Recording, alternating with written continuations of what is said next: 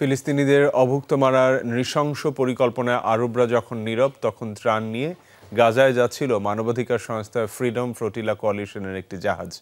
এই মিশনে যোগ দেওয়ার কথা ছিল আলোচিত সুইডিশ পরিবেশকর্মী গ্রেটা থুনবার্গেরও।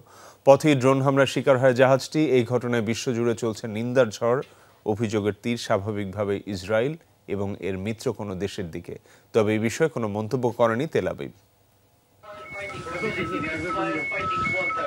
শুক্রবার প্রথম প্রহরে মাল্টার আন্তর্জাতিক জলসীমায় অবস্থান করছিল গাজা অভিমুখী ত্রাণবাহী জাহাজ দ্য কনসান্স।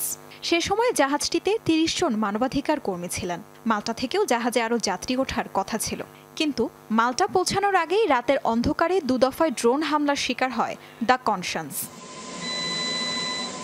গাজায় ত্রাণ প্রবেশে ইসরায়েলের বাধা ও কড়া নিরাপত্তার তোয়াক্কা না করে উপত্যকাটিতে খাবার ও অন্যান্য সহায়তা পৌঁছে দেওয়ার দুঃসাহসিক এই অভিযানের দায়িত্ব নিয়েছিল মানবাধিকার সংস্থা ফ্রিডম ফ্লোটিলা কোয়ালিশন FFC।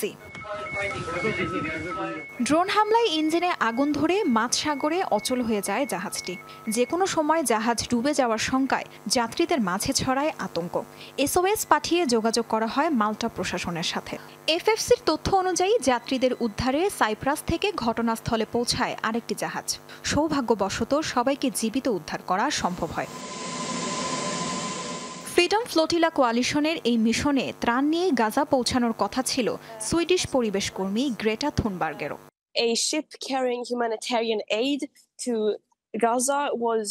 আমাদের পুরো পরিকল্পনা স্থগিত হয়ে গেছে, কিন্তু ফিলিস্তিনের স্বাধীনতার জন্য একটি মানবিক করিডোর খোলার জন্য মানবাধিকার কর্মীদের সংগ্রাম কখনোই বন্ধ হবে না।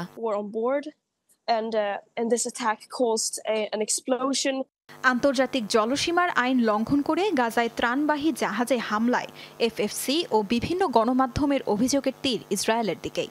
দ্রুত ইসরায়েলি রাষ্ট্রদূতদের তলব করে জিজ্ঞাসাবাদ করার আহ্বান জানিয়েছে ফ্রিডম ফ্লোটিলা কোয়ালিশন, যদিও এই বিষয়ে কোনো মন্তব্য করেনি Tel Aviv.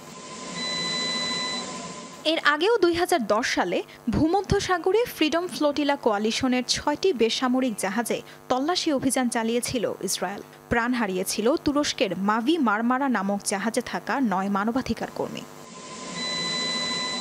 তাসরিয়ান Sobhan, Jamuna news.